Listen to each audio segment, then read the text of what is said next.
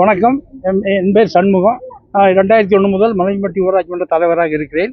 எங்கள் ஊரில் ஜே நகரில் கிட்டத்தட்ட எங்கள் ஊராட்சியை பொறுத்தளவில் தாழ்த்தப்பட்ட மக்களுக்கு 2500 பட்டாக்கள் வழங்கப்பட்டு கோவை மாவட்டத்தில் அதிக பட்டாக்கள் வழங்கப்பட்ட ஏரியா அங்கே மலையம்பட்டி. அங்கு ஜே நகரில் ஒரு 1.5 ஏக்கரில் கிட்டத்தட்ட 1000 குழந்தைகள் படித்துக் கொண்டிருக்கிறார்கள். 1வது இருந்து 10வது வரைக்கும் படித்துக் கொண்டிருக்கிறார்கள். அந்த இடம் பற்றாக்குறையால் அருகில் உள்ள பூமிதான இயக்கத்திற்கு சொந்தமான 4 ஏக்கரை 2012 நான் ஊராட்சி மன்ற தலைவராக இருந்த பொழுதே அரசுக்கு கருத்துரு அனுப்பியுள்ளேன். இப்பொழுது அதை விளையாட்டுத்துறைக்கு எடுத்துக்கொண்டதாக தெரிகிறது. கிட்டத்தட்ட பக்கத்திலே அவை நகர், அம்பேத்கர், ஜே நகர், ஐஸ்வர்யா கார்டன், அன்பு நகர் அபார்ட்மெண்ட் குடியிருப்பில் 1500 குடும்பங்கள் இத்தனை குழந்தைகளும் இப்பொழுது படித்துக் கொண்டிருக்கிறார்கள். கிட்டத்தட்ட ஒரு 500 குழந்தைகள் +2 படிப்பதற்காக செட்டிப்பாளையம், முத்துக்கால மண்டபம் சென்று கொண்டிருக்கிறார்கள். அவருடைய படிப்பு கேள்விக்குறி ஆகக்கூடாது என்பதற்காக நாங்கள் முயற்சி செய்து இன்று மாவட்ட ஆட்சியிடம் மனு கொடுக்க வந்துள்ளோம். மேலும் 1000 குழந்தைகள் படிக்கின்ற இடத்தில் 1.5 ஏக்கரில் விளையாட்டு கிடையாது, விளையாட்டுக்கான இடம் கிடையாது. எனவே எங்களுக்கு பூமிதான இயக்கத்தில் அரசு எடுத்துள்ள இடத்தில் அரசு மேல்நிலைப்பள்ளி அமைக்கிறதுக்கு ஆவணம் செய்யுமாறு நாங்கள் தாழ்மையுடன் கேட்டுக்கொள்கிறோம். ஆல்ரெடி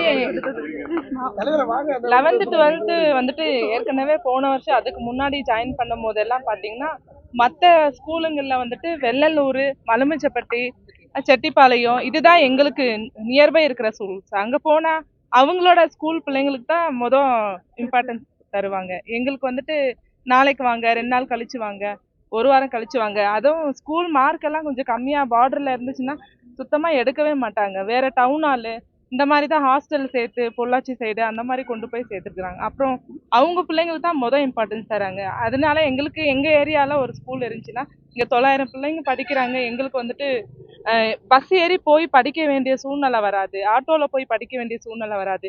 பிள்ளைங்க பொம்பளை பிள்ளைங்க எல்லாமே 6:30 மணி 7 மணி ஆகுது. எனக்கு 10th இப்போ இந்த வருஷம் 10th முடிக்கிறா பிள்ளை, போன வருஷம் 11th முடிச்ச பையன், இவங்க எல்லாரையும் மலுமிச்சப்பட்டியில தான் கொண்டு போய் சேர்க்கிறோம். அவங்களுக்கு ஸ்பெஷல் கிளாஸ், பஸ்லயும் டைமுக்கு பஸ் கிடையாது அந்த ஏரியால. அப்படியே போனாலும் 2 பஸ் மாறி போகும்.